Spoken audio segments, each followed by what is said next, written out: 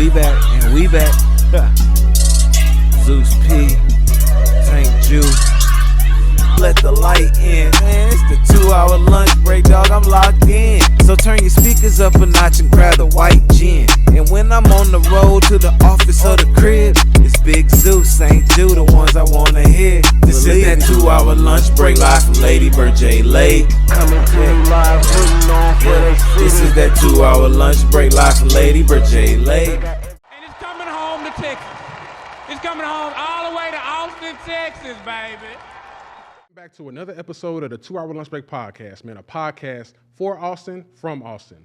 I'm your host, Trotwood Zeus, and today we're sitting down with someone whose story is as rich as the flavors that she creates. She's a chef, a creator, and the powerhouse behind 504, the Honduran Creole food truck making waves here in Austin. She's worked in some of Austin's most respected kitchens, built a thriving brand with Better Say Grace, earned scholarships from U.S. Foods, the Texas Food and Wine Alliance, and many more, and she's using her gifts to honor culture, community, and creativity in every dish she serves. Her story is powerful, her talent is undeniable, and her vision is already reshaping Austin's food scene. Please join me in welcoming Grace Aguilar-Domonter, AKA Better Say Grace, to the show. How are you doing today? I'm doing well. How are you? Doing pretty good, man. I'm number one, I appreciate, you taking time out of your busy schedule. We were talking off air. You got a lot of pots on the stove right now, in real life and metaphorically as well. So, thank you for, coming through, right?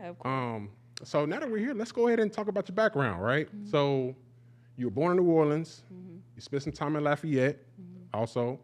And also you have you have Honduran roots as well. Mm-hmm. Talk about that story. How did you go from New Orleans to Lafayette, and, talk about your Honduran history as well. Man, yeah. Well, I was born in New Orleans, Charity Hospital. Okay. All the icons and legends are born in Charity Hospital. But yeah, no, I grew up there. My mom, she was a housekeeper for these two ladies, the Delmonico sisters. Okay. And they owned a restaurant off of St. Charles Street. So that's kind of where, my parents, they moved from Honduras to New Orleans in the 80s. Okay. That was like the Ronald Reagan era. And there was an amnesty that happened during that time. So that's how they moved from Puerto Cortes, Honduras, which is a port town. And then they moved to another port city. So that's how I ended up there. I'm the first generation American in the family. So, yeah, they had been there for a while before I was born. And then fast forward, Hurricane Katrina happened. I was 12 at the time, and so we got displaced to Houston. Okay. One of my brothers, he lived in Houston at the time, and we were there for about 6 months. And then my parents, they were just like, this isn't where we want to live. Yeah. So they moved back to Louisiana, but we ended up in Lafayette. My other brother, he was attending UL at the time. So that's where we ended up. And it was a drastic change. Honestly, like, you think that Lafayette and New Orleans, they're close, but they are so different in culture. Different right. Yeah. So that was definitely a huge change for me. It took some time for me to get adjusted, but honestly, like, Lafayette became this booming city, I guess. It was a town, but it grew so big after the hurricane, and just people noticed that there were a lot more job opportunities, and it was much safer than New Orleans. Yeah. That a lot of people ended up staying in Lafayette. So it was cool that I got to, experience Lafayette for like 12 years. Yeah. Gotcha. Okay. So kind of going back, to your time in New Orleans. Right. You spent a good amount of time in your godmother's restaurant, right? Talk about that experience, and what were like some of like the first dishes you cooked with her? Like, what was that like? Yeah. So I didn't really cook, I was a baby, and my mom, she would bring me to work. Okay. So my godmother's house was attached to the restaurant. So I just remember, being a baby and traveling, taking the streetcar to the restaurant, and then, my godmother would be like, no, I'll take her, and she would take me around. Or I just remember, honestly, snippets of being around the servers, being around the chefs, the cooks in the back, getting to try things all the time. I think that's where a lot of my palate comes from, just as a young age, just trying these things for what it was, not knowing how much of an experience I was gaining at such a young age. Right. I remember a cook named Jitterbug. Okay. Jitterbug. He was cold. He was cold at what he did, and I honestly remember his turtle soup and his bread pudding. Like it was so good, and I have those snippets all the time. But yeah, around like 2005, my godmother ended up selling the restaurant. It was 2004. I'm sorry. Ended up selling the restaurant to Emerald Lagasse. Oh, okay. Yeah, and this was before Katrina. Like, right. It couldn't have been better timing for them. Yeah. With that restaurant. Just in time.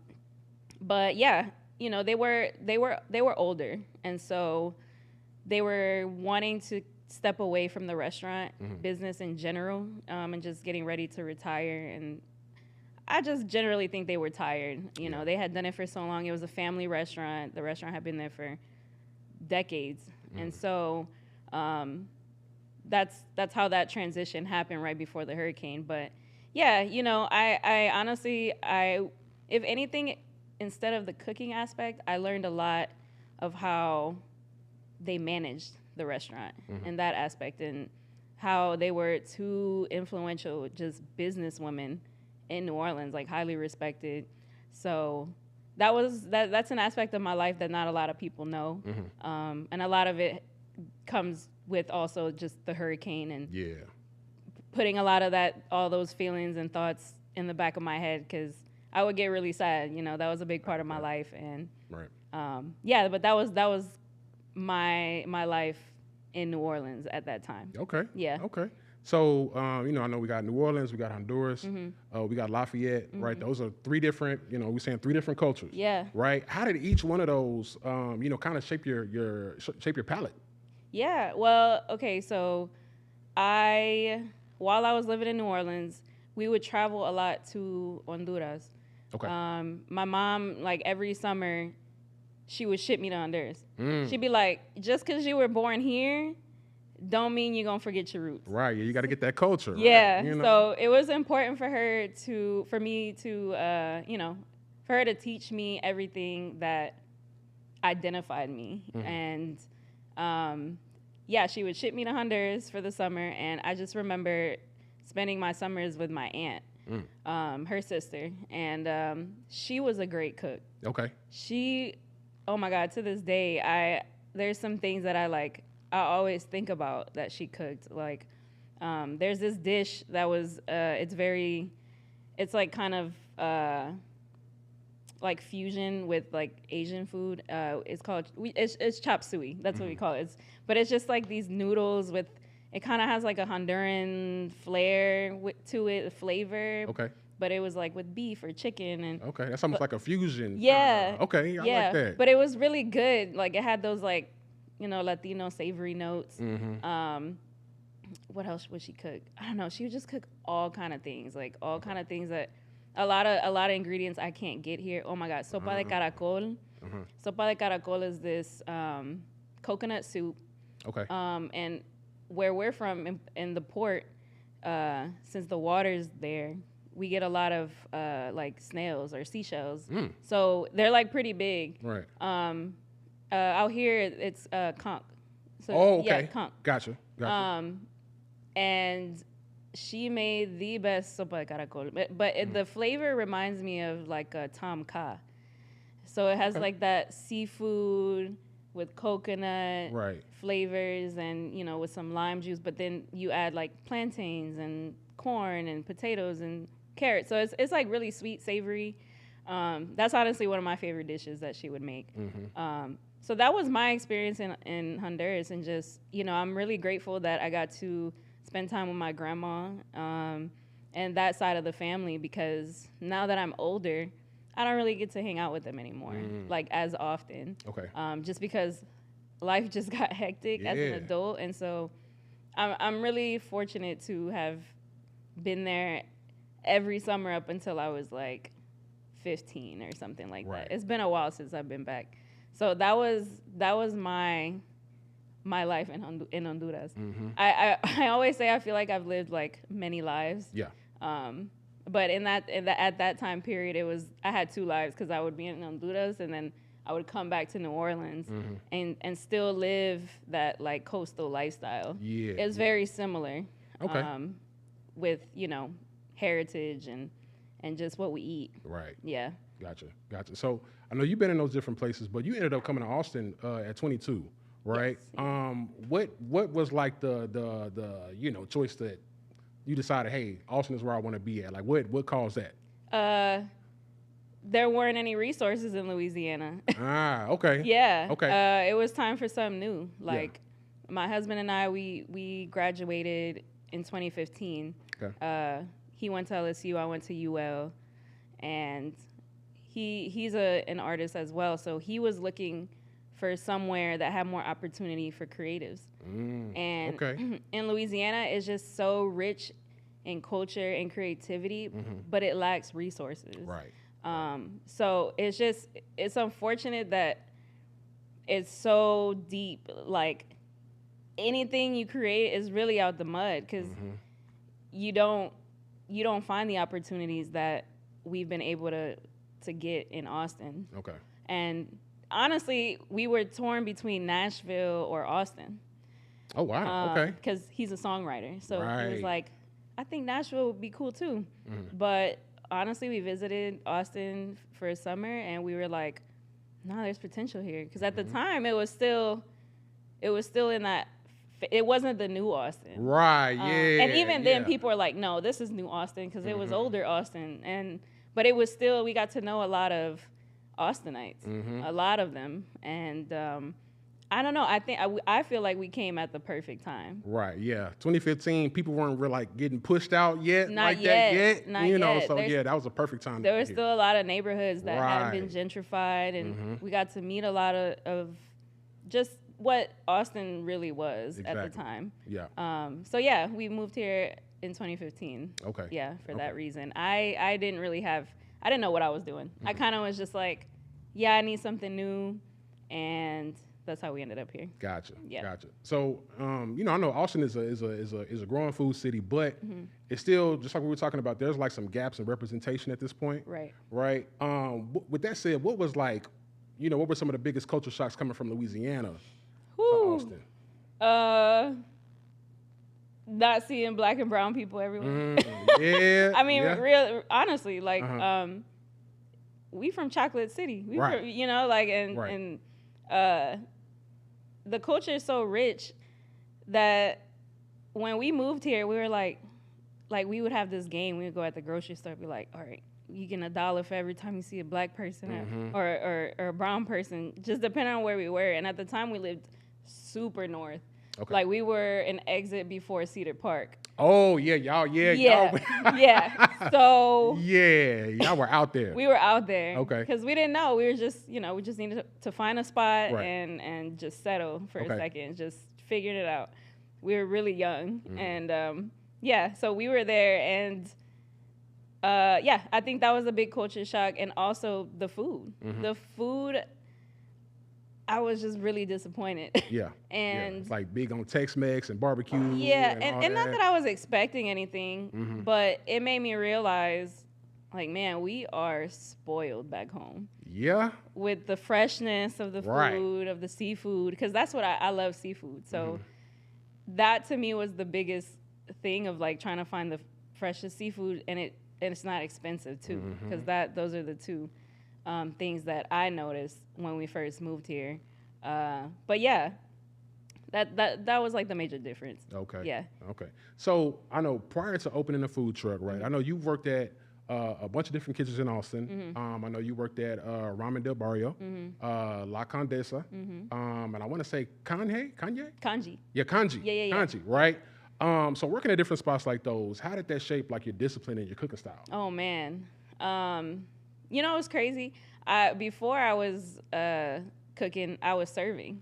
Because that's all I served in college. Okay. I've always worked in restaurants because that's all I know, you know. And in college, the best way to make money, like good money, is serving because the hours.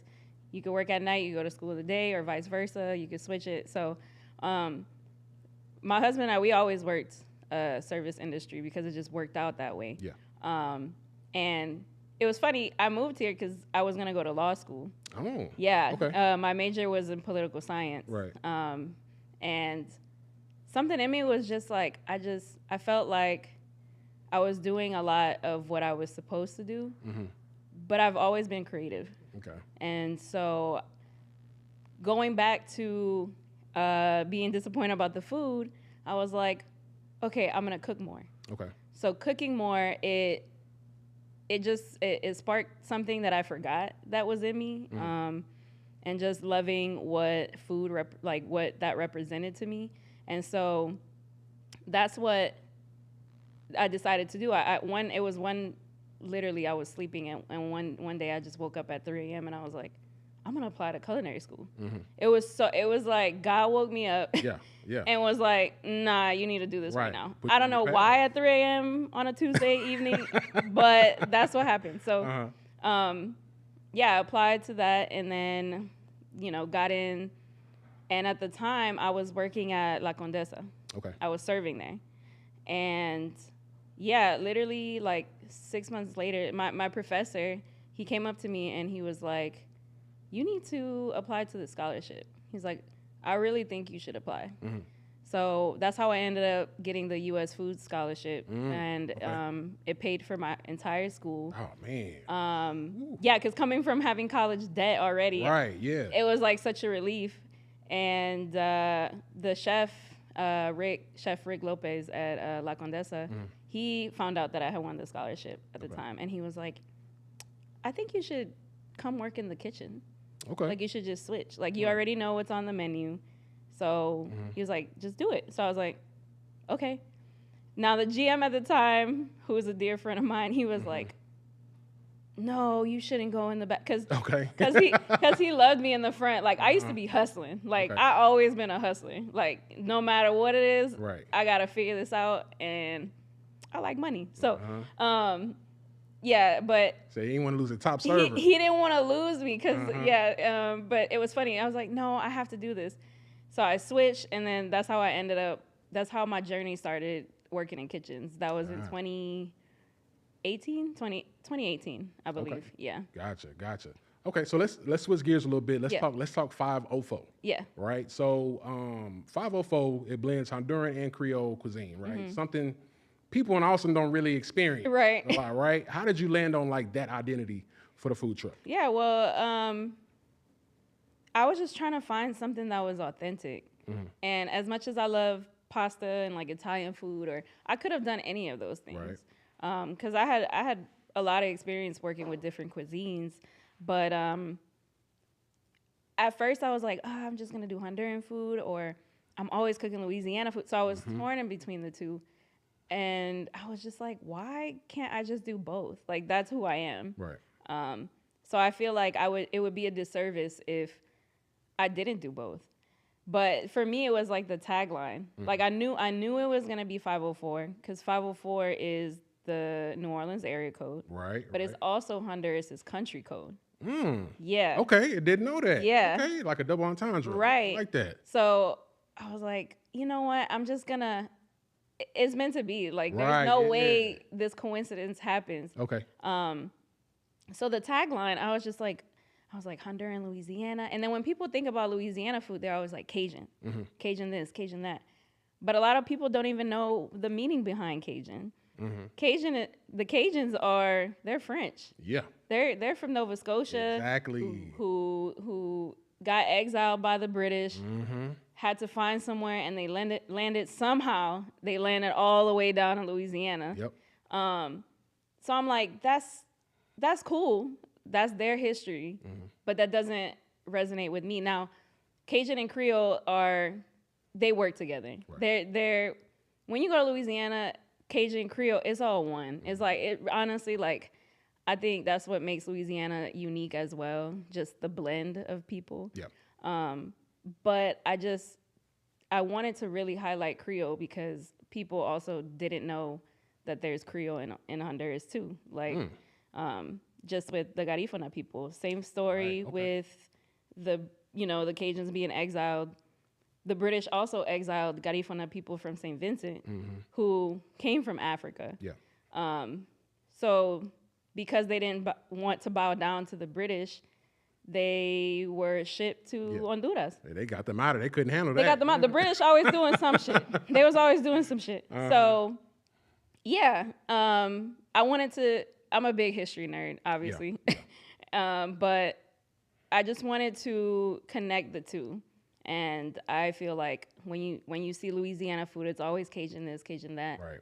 And I wanted to tie the Creole aspect of Louisiana food as well as the Creole aspect of Honduran food. Gotcha. So going back to the tagline, that's why I named it Honduran Creole, because you'll obviously know that I'm cooking Louisiana food once you see gumbo on the menu.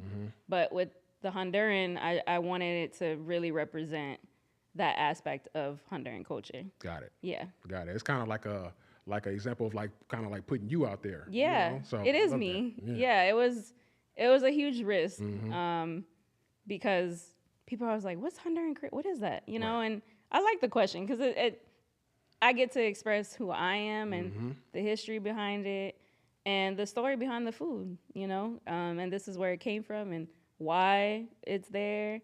So I like answering those questions. Gotcha. Yeah. Gotcha. So I know we got the truck right now, Yes. but you have spoken about, doing wanting a permanent home eventually, right? What does your dream brick and mortar space look like? I want it to look like a shotgun house. Okay. I want it to That'd look like a shotgun house. Okay. Yeah, like to have a shotgun house in Austin, that would be dope. Cause that's how I grew up, in a shotgun home, and my grandma had a shotgun house in Honduras too. So yeah, it would be.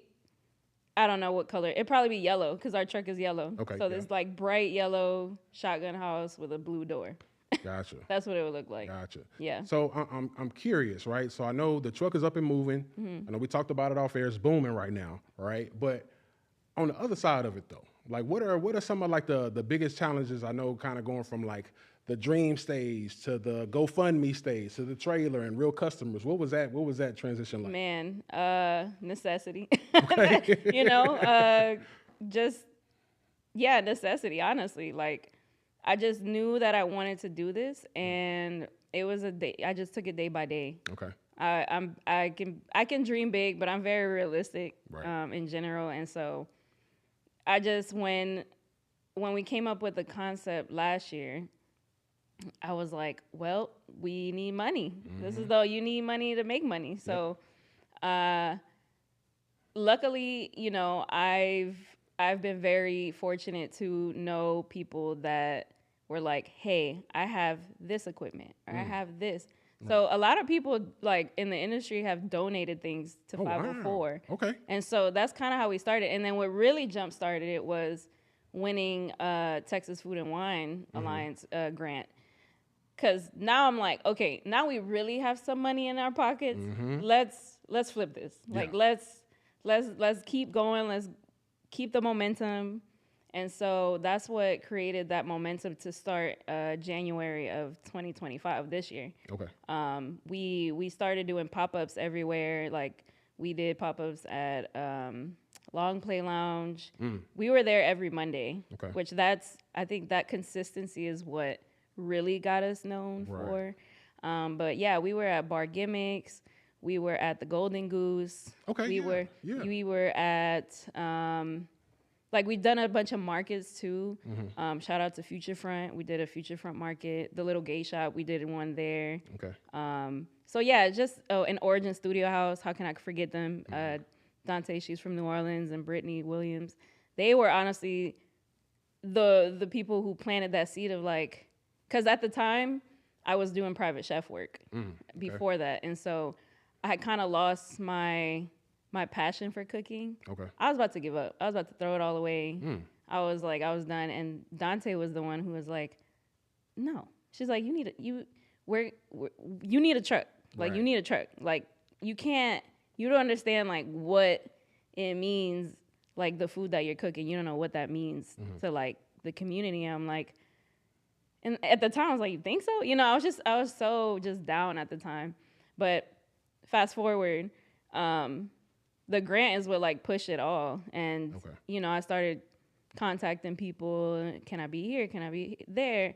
So we got a tent. We were just cooking out of a tent with propane and some burners. Okay. And made it work though. We made it work. we were, you know, cooking underneath the rain, like you name it. We was doing everything. Right.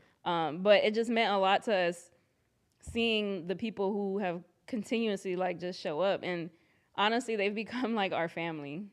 It's really dope to just, I don't know, just talk to people, and my favorite part of it all is the hospitality. Gotcha. And just getting to know people. Right, yeah. Yeah. That's my favorite part. So yeah, we went from that, and then I met Allie from La Barbecue.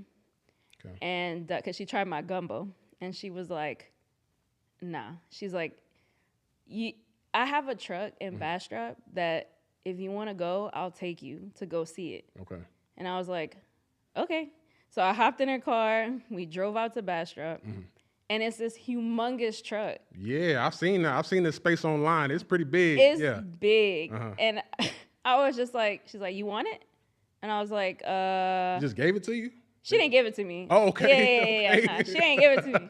But she was like, you know, do you want to work out of it? Like, this is going to be your baby. And I'm like, yeah, sure. Like, I've never worked in a food truck. Like, food truck and restaurants is a whole different beast. Yeah, I bet, yeah. Because it's a machine that you have to learn, and I don't know anything about cars. So I was like, you know what? I'm going to figure it out. So, yeah, you know, we bought the truck from Allie, and Allie's kind of been the one who's been, like, pushing me behind the scenes. Okay. Her and Tavel, who's my mentor, the owner of Kanji. Okay. And so, because I got to work at Kanji as well. I got to intern there for about 6 months when it first opened. Okay. So that was a game changer for me too. It built a lot of confidence with technique and everything that it means to be culinary. You're just like, the world that Tavel creates is crazy. Right. So just to be a part of that and have that in Austin was a big deal at the time for me, and for everyone who was a part of that.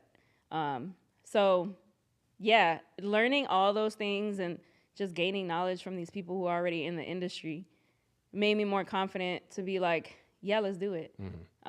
So anyways, fast forward, we have been literally building the truck while we were doing these pop-ups. So any money I was getting from these pop-ups, straight to the truck. Straight to the truck. Gotcha. Okay. Because my thing is, I don't want any loans. I don't want any, and and sometimes, like, you know, if you gotta get a little loan, it's fine. But I just didn't want this big debt to start off. Yeah, you played it smart. So yeah, with all the resources that we had got, all the equipment we had got for free, we had even done some events that we got to cook for specifically these brands that were trying to showcase their pork, or, you know, they're like non-GMO chickens and all this stuff. They were like giving us all this stuff for free to cook whatever we wanted to showcase. And a lot of that product, they gave a lot of product. Okay. And we got to, at the end of those events, you know, the coordinators, they don't know what to do with all that. Right, yeah. So they'd be like, do you want that? So I'd be getting like pallets of food. So what I did, I bought I went on Facebook Marketplace, and I bought this deep freezer cooler. Okay. Deep freezer, and I put all that food in there. Like, it was like whole chickens, pork, all the stuff. Because in my head, I'm like, this is gonna be our inventory. Yeah. Because I don't want to spend money on inventory when we first open. There's already all these opening costs that we have to deal with. So the last thing I want to pay for is the food. And it's great quality ingredients. Yeah, too. So I always say I'm like a squirrel. Like I'm over here like hoarding all these things. Like, and my husband's been so annoyed, like just looking at the garage. He's like, we have no more space. I'm like, I'm telling you, all this stuff is gonna be gone once the truck is open. Right. So, yeah, just all those little things, like it would fuel me because you go up and down with like emotions and just dealing with building the truck as well. Like we had to build everything new inside. Okay. Besides the equipment was brand new, but we had to add some things because the truck was from 2015. So there's some things that the health department required now that it didn't require then. Gotcha. So, during those pop-ups, we were just funding everything we were getting to the truck. Okay. To get it to open. That's smart. Yeah. So, now that the food truck is live, you run a lot of different hats. You're running a business, you're doing content, you're cooking, managing permits, right? All that stuff. Like, how do you balance all those different hats? I don't. Okay. I don't. I take it day by day. I'm like, what needs attention today? And that's what I do at that moment. Gotcha. That's how I deal with it. Okay. Yeah. Makes sense. I do not balance anything at all. Yeah, which can bite me in the butt sometimes. Okay. It's okay. It's okay. I work off of adrenaline anyway, so it's fun. Gotcha. So let's talk about the menu, right? So I know once upon a time you would said that you wanted everyone to feel included, even those with like dietary restrictions. Yeah. Right? Like how do you keep rethinking like those traditional dishes to be more accessible? Yeah. Well, I was vegan for a year during college. Okay. So I just think about what maybe I wanted at the time. And maybe my point of view is always what does the customer want? Right. What does the customer need? Also, what's the target market in Austin, in the area that I'm in? I'm always thinking about like, it's never about me. It's always about what people need and what people want. Okay. And what I can give to them. That's, unique. There's a lot of, vegans in Austin. So, and then we ended up at Vegan Food Truck Park. So the requirement was, you could cook your food, but there should be some vegan options. Yeah. So that was kind of easy because even when I did private chef work, it challenged me. The family, they had a lot of restrictions, dietary restrictions. So it really trained my muscle of like, how can I do this different? How can I change the ingredients? And so I think it's just through like practice and what I've learned. Gotcha. Yeah. Gotcha. So I know looking at the menu, a lot of this stuff for like some of like your personal favorites, right? Now, out of everything that's on the menu, what's like for you? Like what's like your top dish if you wanted to eat at the house and why? At the house? Yeah. Okay, I have two. Okay. Gumbo, because gumbo is just like, I don't know. Gumbo is like one of the best things ever invented to be. Gotcha. And the labor that is put into gumbo, like you could taste it immediately, just in general. So gumbo, because it's just comforting too, and it's gonna put you to sleep. Right. Like you eat it and you're done. Like you are so done. And then the other menu item that I love is our snapper enchiladas. But yeah, I saw that. Okay. But okay, so in Honduras, we call our tostadas enchiladas. Okay. So they're really like tostadas. They're not like because our enchiladas are taquitos. Okay. I know it's.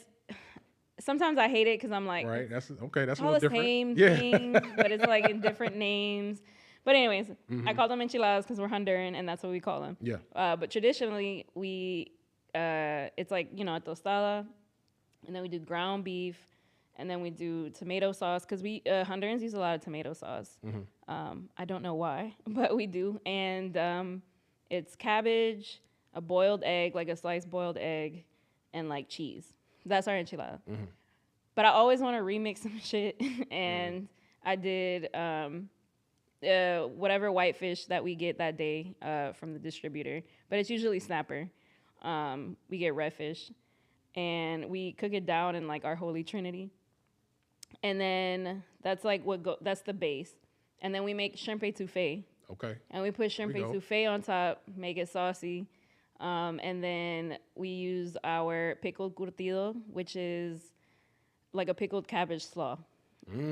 So it has like, you know, like savoriness, like the oceany, like with the fish, but then you get like tangy with the slaw. And then we add cheese for like that savoriness. And then our tortillas, we get our masa from Mercado Sin Nombre. So we get fresh masa and we make our tortillas from scratch. Gotcha. I was like, that's a lot of different flavors hitting you at once. Yeah. Okay. Got it. Yeah. Okay. So let's kind of switch gears a little bit, right? Let's talk about the social media content. So I know you do a lot of content, like doing cooking videos and stuff like that. But in the beginning, you were like filming cooking videos with like, you know, no fancy equipment. You went way like back. That. Right. Yeah. So what was that experience like, kind of first starting out, you know, doing your cooking videos leading up to now? Yeah.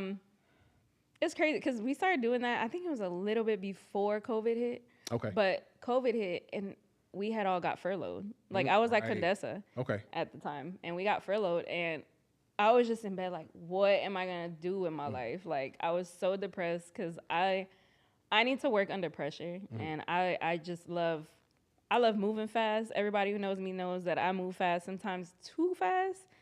But yeah, I was just kind of in this rut. And my husband at the time was working from home. So I'm like, you know what? We about to start cooking breakfast, lunch, dinner. Right. And I'm going to just start filming it. Okay. So that's how I started it. But then I'm like, no, I have to make concepts. Like I have to make these concepts. So I had started this concept called 50 plates.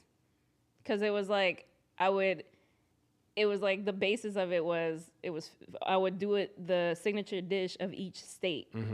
I only got to like Georgia or something like that. Okay. Or I can't remember what the last state was, but anyways, yeah, I would like cook these like traditional dishes or signature dishes from these like states, and I would post it, and then I would do what other videos would we do? I don't know. We would do all kind of videos. Backyard cooking. That's what it's called. Because in Louisiana, everything's like backyard cooking. Right. So I would invite just people that I knew in the industry or my friends to come and like cook a dish that meant something to them. So I had, at the time, I had Chi from Love Fats. Okay. She made like something called mandazi, which is like a Kenyan, it's basically like a Kenyan beignet. Okay. So she made that. So I had a bunch of like people just coming, like Gio, we did an episode. I think it was a vegan dish. It was like vegan tacos or something. So yeah, I think it was just more so trying to like connect with people at the time because we weren't seeing each other at the time. Right. Yeah. Because of COVID. And so it was an excuse. It was an excuse for me to cook and for me to talk to people. Right. Yeah. I mean, I get it. I get it because when COVID hit, everything came to stop for everybody. You know, I can imagine. Yeah. So I was gonna say, so I know, you know, now since you started your content creation journey, you've been featured in like a bunch of different magazines. You've been in Forbes. You've been in Eater magazine, Taste Made. You know, it's a few other ones in addition to that. At what point, like, did you realize, like, okay, this is like bigger than like a side hustle? You know. I don't know. I still treat it like a side hustle in my head. Okay. I don't know why. Because I just don't want to take the fun away. I don't want to get too serious with it. Although, you know, like I really take the technique side really serious because I want to like focus and stuff. But overall, I don't want to be so serious that it takes away from what even made me start to begin with.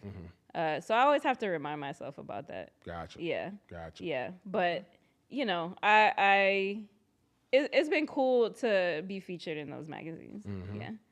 So I know I was gonna say, so outside of the food truck, right? You also teach and like, you know, you mentor and, you know, you've done some community education, stuff like that, right? Why is passing down that knowledge important to you? Oh my God. It's so important because I just feel like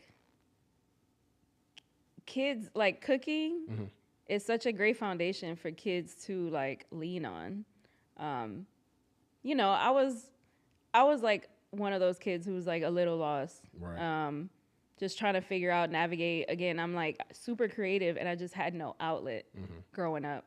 And it's cool to connect with the generation because I don't have kids. And so I don't know what the next generation even looks like. So just to even connect through cooking has been so fun for me.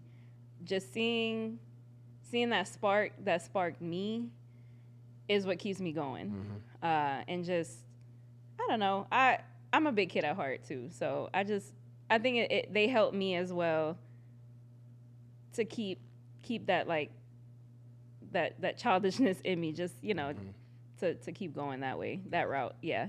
Okay. Yeah. Okay. So let's change this. Let's talk the future a little bit, right? So how do you want, how do you want 504 and the Better Say Grace brand to evolve, say, over like the next 3 to 5 years? What do you see that looking like for you? Yeah, I definitely want to tap into different markets. I for sure want to tap into like fashion.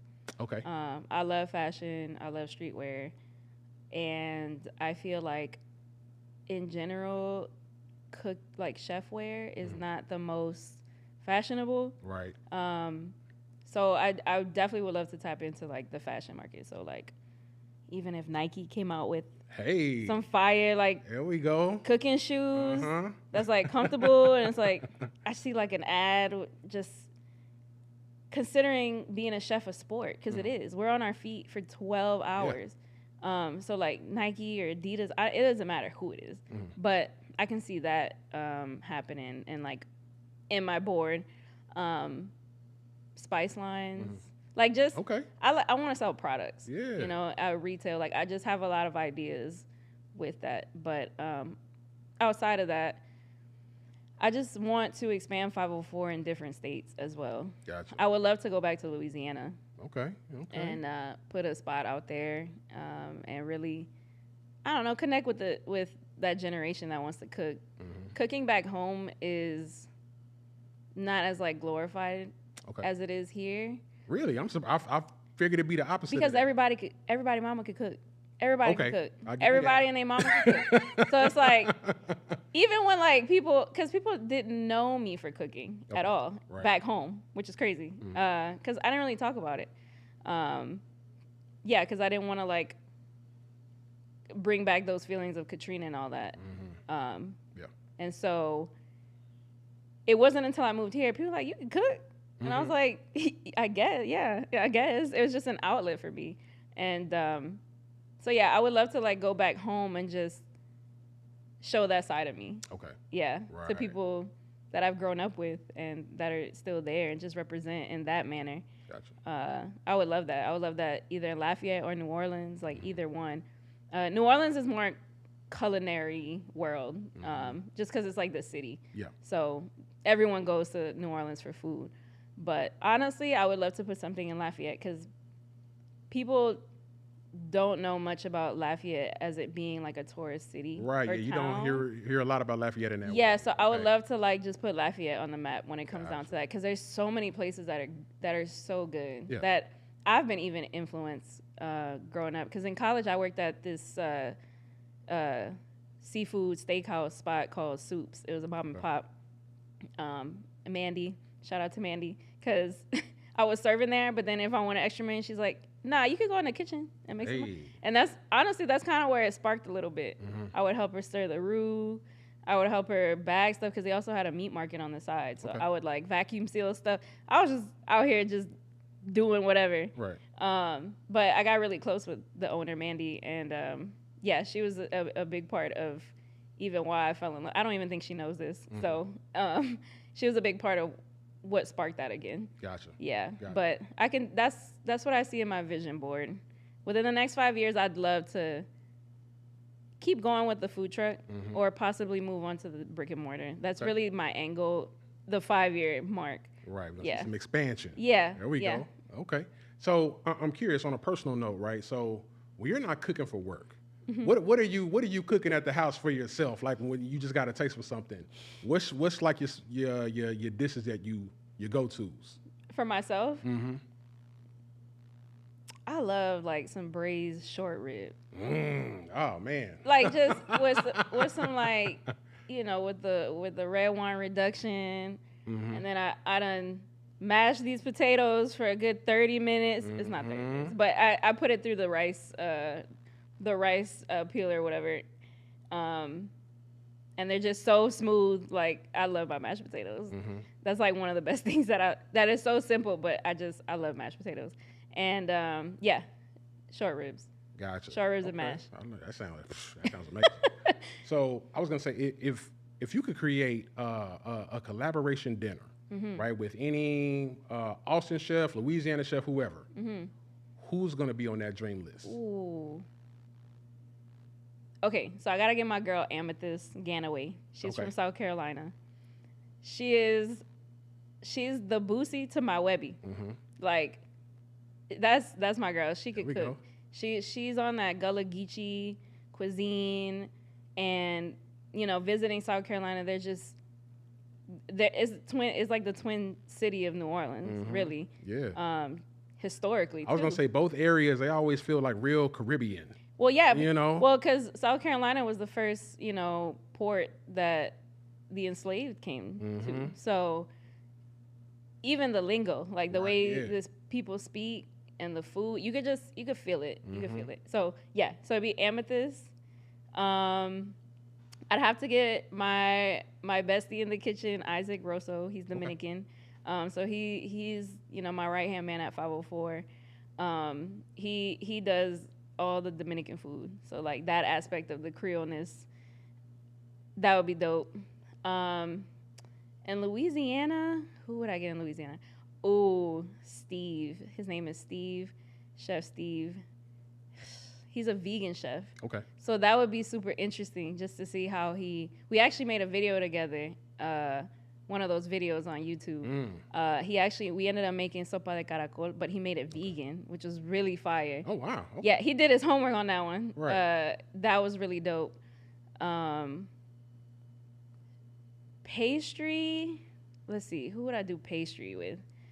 Artisan Brian, that's his Instagram name. He's a Honduran chef, pastry chef. He's from New Orleans. Okay. That would be dope. I think that's been one of my dream collabs to do when it comes down to pastry. Okay. Because we from the same area. Right. So, and just, from Honduras too. So we got to do it. So yeah, I think that would be my 4. That would be my 4. Okay. Yeah. Okay, that's a solid sounding list you got. Yeah. Okay. I was gonna say, so now that 504 is up and running, 504 is live. What would you like for new customers that have never tried Honduran or Creole cuisine or the mix, right, or the fusion? What do you want them to say or feel when they try your food for the first time? I just want them to feel like they're in my backyard. Okay. I just want them to feel like they're at home, but still with that quality. Right. But I just want them to feel like warm inside.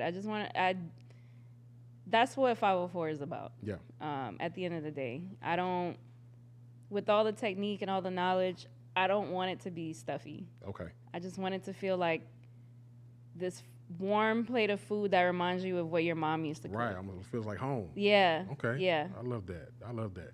Okay. Before we wrap up, we got the final question of the night, right? I know we talked about this off air. We ask every guest that comes through, we always hit them with the same question before we wrap up, right? So now that you've been here, you got a chance to chop it up, have good conversation, good vibes.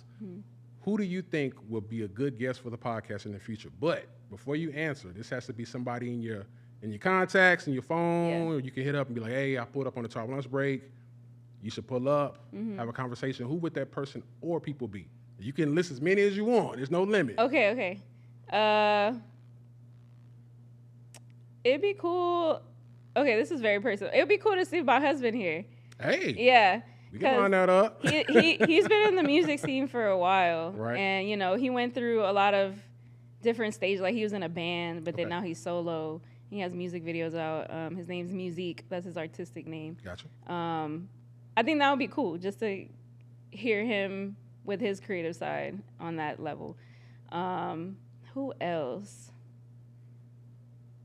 I think Chef Isaac, who works alongside me. It would be cool to see his take on this whole venture. Yeah. And how he feels about it. Chef Eric, he's a sous chef at Kanji. He's dope. I think that would be cool to just hear how things have been going over there right now and his journey, because he's from Atlanta. Yeah, I think those are my 3. Gotcha. Yeah. Gotcha. Okay. Let's go ahead and heard her. You heard her from her. Let's line it up. Let's tap in. Before we wrap up, let's plug in social media handles. Where can everybody find you, and where can everybody find 504? Yeah, so if you want to go follow me, my handle is Better Say Grace. That was my Twitter handle that evolved into my chef name. And then you can find 504 at 50. So this is spelled out. So 50, just an O, 4 ATX. And then the website is 504.com. There we go. Yeah. All right, man. Well, that wraps up this edition of the 2 Hour Lunch Break podcast. Once again, shout out to the homie Grace for taking the time out to kick it with us. Shout out to our production behind the boards. You can find him on Instagram at Cafe Yodo. New episodes of the 2 Hour Lunch Break are streaming on all DSPs every Thursday, and you can find us on X and Instagram at 2HLB Pod. Thank you for tuning in. We out. And it's coming home to Texas. It's coming home all the way to Austin, Texas, baby.